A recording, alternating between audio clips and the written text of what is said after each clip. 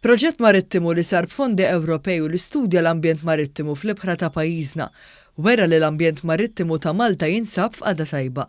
Dan il-proġett li ilu għaddej madwar sentejn qiegħed fl-implementazzjoni tal-obbligazzjonijiet ta' Malta bħala Stat Membru tal-Unjoni Ewropea fis-settur tal-ambjent marittimu.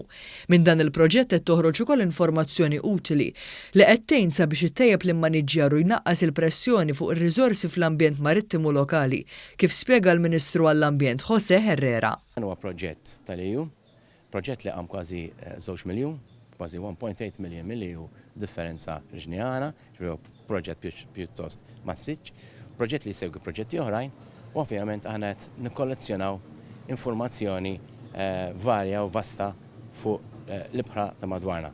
Ovvjament din informazzjoni qed nużawha mod prattiku kemm biex nippreservaw l-ambjent naturali tagħna u informazzjoni għandna bżonn biex meta aħna jkollna anke management plans għal conservation areas fil-baħar u hekk nkunu nistgħu nimplementaw din informazzjoni. Fost l-oħrajn dan il-proġett stħarreġ il-biodiversità lokali fejn sab li speċi bħall-alka jinsabu f'kundizzjoni tajba u li s-sitwazzjoni stabilizzat ruħha meta mqabbla ma' informazzjoni preċedenti. Il-proġett studja wkoll l-ammont ta' skart marittimu fejn ħareġ li l-ammont ta' skart fil-baħar huwa wieħed baxx meta mqabbel mal-limiti stipulati fil-Konvenzjoni ta' Barcellona dwar il-protezzjoni tal-ambjent marittimu.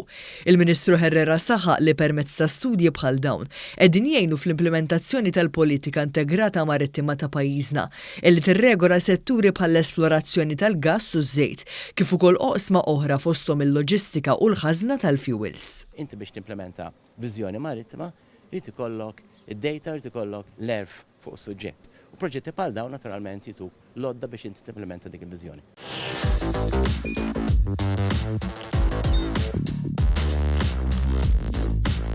Idħol fuq one.com.mt u hemmhekk tista' tara l-programmi kollha li jxandru fuq One permezz ta' One Play.